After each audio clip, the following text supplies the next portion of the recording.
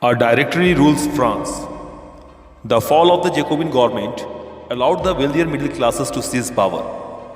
A new constitution was introduced which denied the vote to non-propertied sections of society. It provided for 2 elected legislative councils. These then appointed a directory and executive made up of 5 members. This was meant as a safeguard against the concentration of power in one-man executive as under the Jacobins. However, the directors often clashed with the legislative councils, who then sought to dismiss them. The political instability of the directory paved the way for the rise of a military dictator, Napoleon Bonaparte.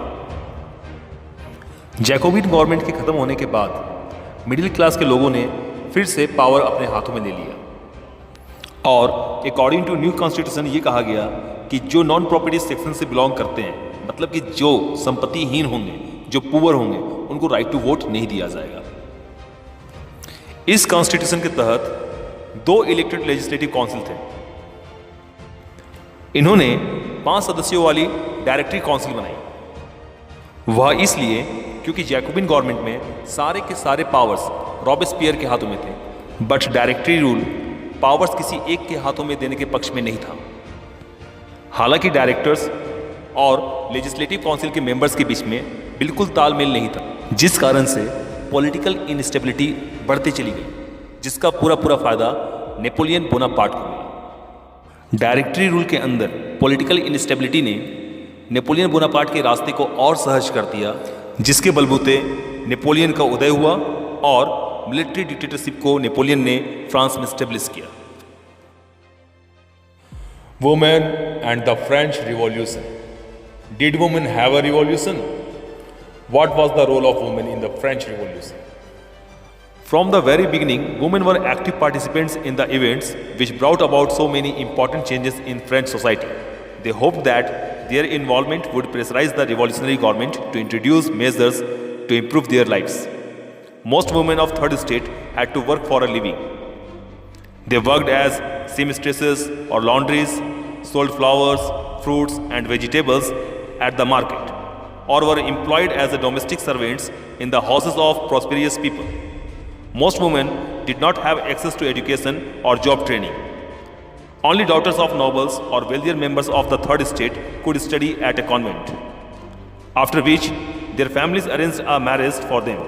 Working women had also to care for their families, that is, cook, fetch water, queue up for bread and look after the children. Their wages were lower than those of men. महिलाएं शुरू से ही French revolution में active थी और वो French society में important changes भी लाना चाहती थी। उन्हें उम्मीद थी कि उनके एक्टिव रहने से रिवॉल्यूशनरी गवर्नमेंट के ऊपर एक अलग तरह का प्रेशर बनेगा और उनके रिफॉर्म्स के लिए, उनके सुधार के लिए कई तरह के ठोस कदम उठाए जाएंगे। थर्ड स्टेट की अधिकांश महिलाएं जीने के लिए कई तरह के काम करती थी, जैसे सिलाई बुनाई, कपड़ों की धुलाई करती थी, बाजारों में फल फूल सब्जियां बेचती थी और कई तरह के प्रॉस्पेरियस फैमिली में डोमेस्टिक सर्वेंट बन के काम करती थी। कई सारी वुमेन को एजुकेशन एक्सेस करने तक नहीं दिया जाता था। केवल नॉबल्स के डॉटर्स और वेल्थियर रिच फैमिली की डॉटर्स कॉन्वेंट में एजुकेशन ले सकती थी। उसके बाद फैमिली वाले उनकी अरेंज मैरिज कर दिया करते थे। वर्किंग वुमेन को काम के साथ साथ घर का भी पूरा ख्याल रखना पड़ता था, जैसे बच्ची को संभालना, पानी लाना, खाना बनाना, ब्रेड के लिए लंबे लाइन में लगना और कई तरह के काम में उनकी जो वेजेस होती थी, उनकी जो मजदूरी होती थी, वो भी मेल की तुलना में बहुत कम हुआ करती थी। In order to discuss and voice their interest, women started their own political clubs and newspapers. About 60 women's clubs came up in different French cities. The Society of Revolutionary and Republican Women was the most famous of them, which created in May 1793. One of their main demands was that women enjoy the same political rights as men. Women were disappointed that the Constitution of 1791 reduced them to passive citizens. They demanded the right to vote, to be elected to the assembly and to hold political office. Only then they felt would their interests be represented in the new government. Women's revolution, reason, demands and reforms. In the early years, the revolutionary government did introduce laws that helped improve the lives of women. Together with the creation of state schools, schooling was made compulsory for all girls. Their fathers could no longer force them into marriage against their will. Marriage was made into a contract entered into freely and registered under civil law. Divorce was made legal and could be applied for by both women and men. Women could now train for jobs, could become artists or run small businesses. Women's movements for voting rights and equal wages continued through the next 200 years in many countries of the world. The fight for the vote was carried out through an international suffrage movement during the late 19th century and early 20th century. The example of political activities of French women during the Revolutionary year was kept alive as an inspiring memory. Finally, in 1946, women got right to vote. Olympe de Gouges. She was born in May 7th, 1748 and died in November 3rd, 1793. Olympe de Gouges was one of the most important of the politically active women in revolutionary France. She protested against the constitution and the Declaration of Rights of Man and Citizen as they excluded women from basic rights that each human being was entitled to. So, in 1791, she wrote a Declaration of the Rights of Women and Citizen, which she addressed to the Queen and to the members of the National Assembly, demanding that they act upon it. In 1793, Olympe de Gouges criticized the Jacobin government for forcibly closing down women's clubs. She was tried by the National Convention, which charged her with treason.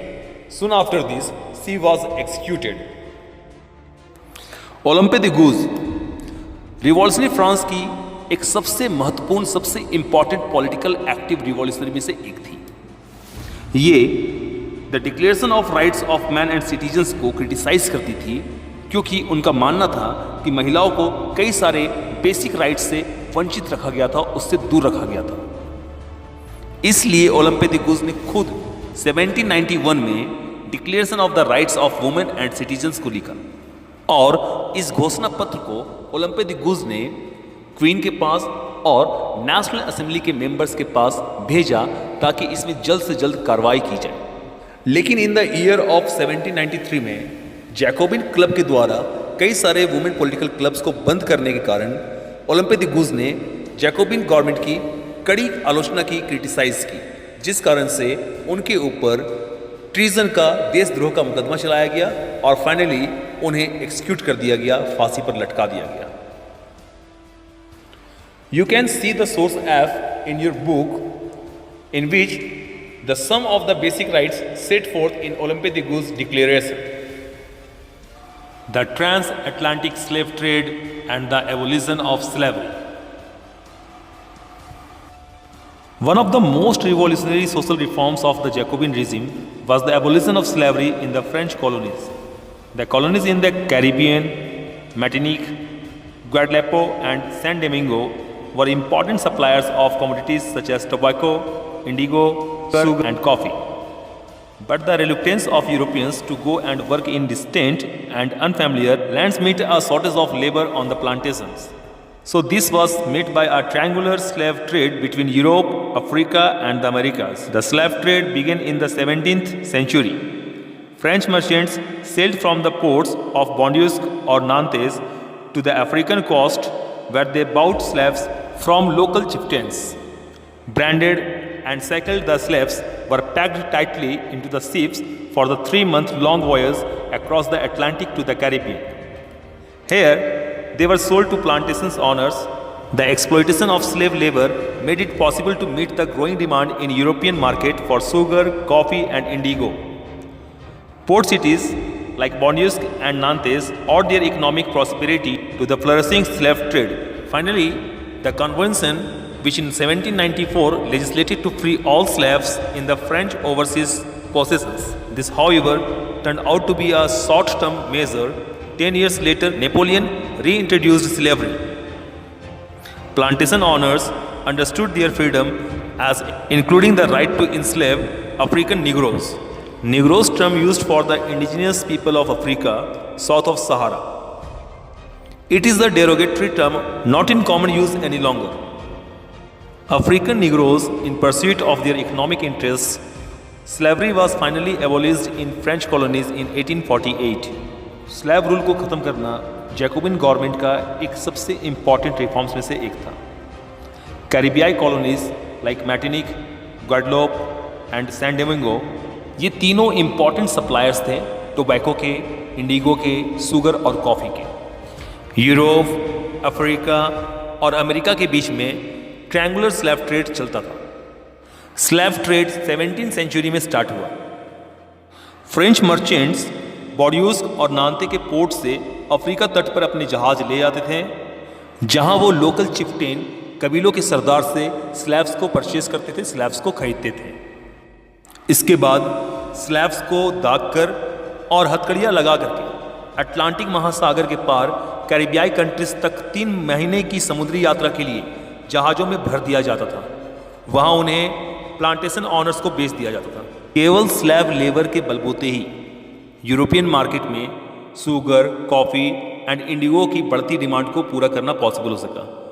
बॉन्ड्यूस और नांते जैसे ports में जो भी economic development हुआ, जो भी flourish हुआ, बॉन्ड्यूस और नांते, वो स्लैव ट्रेड के कारण ही हो सका.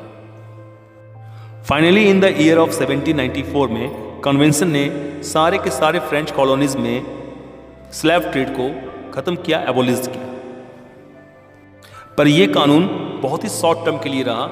लेकिन 1794 के ठीक 10 साल बाद नेपोलियन के सम्राट बनते ही नेपोलियन ने स्लैव ट्रेड को फिर से रीइंट्रोड्यूस कर दिया, जिसके कारण प्लांटेशन ऑनर्स को अपने इकोनॉमिक इंटरेस्ट को और बढ़ाने के लिए अफ्रीकी निग्रोज को गुलाम बनाने की फ्रीडम मिल गई. अफ्रीका में सहारा रेगिस्तान के साउथ में रहने वाले जो लोकल लोग हैं, इनको हम निग्रो कहते हैं. यह एक अपमानजनक शब्द है जिसका अब इस्तेमाल नहीं किया जाता है.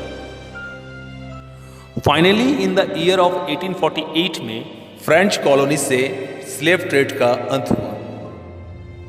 The French revolution and everyday life. The years following 1789 saw many changes in France. The revolutionary government passed laws translate ideals of liberty and equality. After storming of Bastille, one important law came into effect: abolition of censorship. In the old regime, publications were approved by the censors of the king. Now the Declaration of the Rights of Man and Citizen proclaimed freedom to speech and expression as natural right. All reading materials like books, newspapers and pamphlets described and discussed events and changes France. Freedom of press also meant that opposing view could be expressed. Plays, songs and festive processions spread the ideas of liberty and justice that political philosophers wrote at length in texts read by a handful and educated men. 1789 के बाद के वर्षों में France में कई तरह के changes आए. बास्टिल के स्टॉर्म होने के बाद गर्मी के दिनों में जो सबसे इम्पॉर्टेंट लॉ आया वो था end of censorship. Old regime में किसी भी तरह के पब्लिकेशंस के लिए किंग का अप्रूवल होना बहुत ही इंपॉर्टेंट था, बहुत ही ज़रूरी था. लेकिन declaration of the rights of man and citizens की घोषणा के बाद लोगों को कई सारे इंपॉर्टेंट राइट्स मिले, जैसे freedom of speech and expression. ये उनका नेचुरल राइट हुआ. न्यूज़पेपर्स, पम्पलेट्स, बुक्स एंड कई तरह के प्रिंटेड पिक्चर्स पूरे के पूरे फ्रांस के कई सारे शहरों में बाढ़ की तरह फैल गए. कई सारे इंपॉर्टेंट आइडियाज़ अब एक जगह से दूसरी जगह आने जाने लगे. फिलोसफर्स के कई सारे आइडियाज़ और उनके टेक्स्ट को क्राउड में पढ़े लिखे लोगों के द्वारा जोर जोर से पढ़े जाने लगे ताकि आइडियाज़ अधिक से अधिक स्प्रेड हो सके. तो ये था the revolution and everyday life. The rise and fall of Napoleon Bonaparte.